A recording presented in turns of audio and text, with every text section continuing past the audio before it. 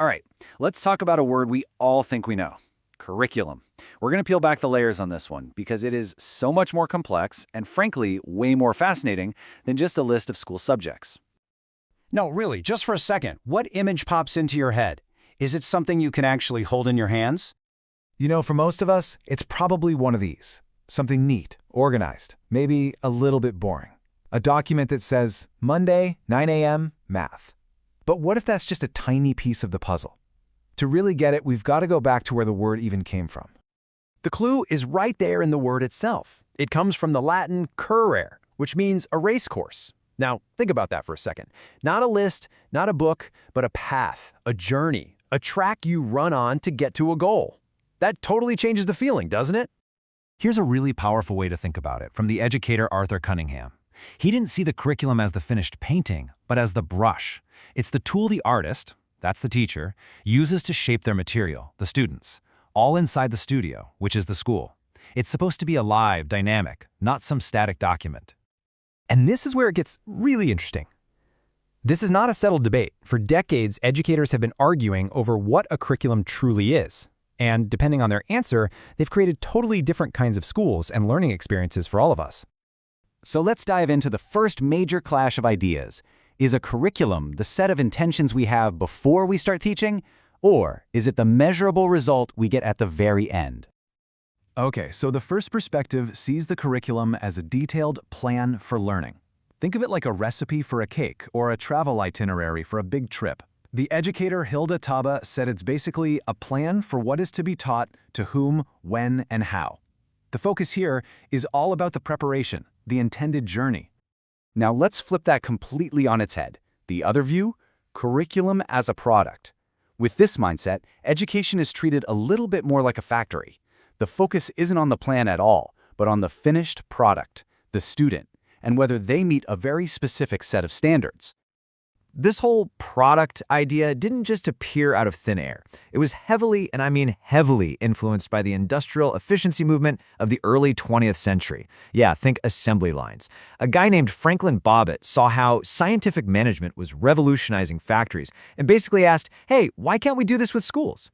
Then Ralph Tyler came along later and refined this into a systematic, goal-oriented approach that would shape education for decades. And this quote from Bobbitt really gets to the heart of the product model. The logic goes like this. First, figure out exactly what skills people need to be successful adults. Then, you treat those skills as the end goals of your curriculum. Suddenly, education becomes this direct training program for life-specific tasks. So here's the bottom line. The plan view is like a map for a journey. It's flexible, and the teacher is the guide. The product view is more like a blueprint for a building. It's standardized and focused entirely on that final measurable result. One values the how, the other values the what. All right, so let's shift to our next big debate. This one is less about the design process and more about what the curriculum actually is in the day-to-day life of a student. This perspective says that a curriculum is everything a student goes through at school. And I mean everything, not just the math lesson, but the chats in the hallway, the vibe of the school, the assemblies, what happens on the playground. It's the totality of experiences that a school is responsible for. And on the complete other side of the spectrum, you have the view of curriculum as a set of clear, predefined objectives. This isn't about the whole messy, unpredictable experience of school. Nope, this is all about defining success. A curriculum is just a list of what a student should be able to do after a lesson. Something like, the student will be able to identify 3 causes of the Civil War. Super specific. So when you put them side by side, the contrast is pretty stark, right? The experience view is holistic, it's unpredictable, it really values the whole process of growing up. The objective view is laser-focused and specific. It values measurable achievement above all else. One is about the entire journey, the other is just about successfully hitting a series of pre-planned destinations. So with all these competing ideas, plan, product, experience, objective, how in the world does anyone actually sit down and create a curriculum? Well, they try to balance a few core guiding principles. A good curriculum tries to be a 3-legged stool, right? It's a constant balancing act. It needs to be student-focused, built around the child's interests. It also has to be society-focused, connecting what's learned to the community outside. And of course, it has to be structure-focused, making sure the content is useful, logical, and flexible. If any one of those legs is too short, the whole thing just wobbles and falls over. Okay, so I know we've been on a bit of a tour through educational theory, but this isn't just an academic exercise. This debate has a really profound impact on every single one of us. If there's one thing to take away from all this, it's this. The curriculum is basically the source code for how we educate.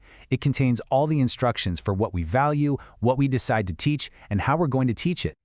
And that brings us back to these 4 core ideas we've explored: plan, product, experience, and objective. These are not just abstract theories. Whichever one of these becomes dominant in a school, or even in a whole country, ends up shaping everything that happens to the students and teachers in that system. Ultimately, a curriculum decides what's important enough to be taught and what isn't. Does it prioritize memorizing facts or creative problem solving, individual achievement, or working together as a community? These choices don't just shape what students know, they shape who they become. So, I'll just leave you with this thought. The education you got was built on a particular mix of these ideas. For better or for worse, it shaped who you are today.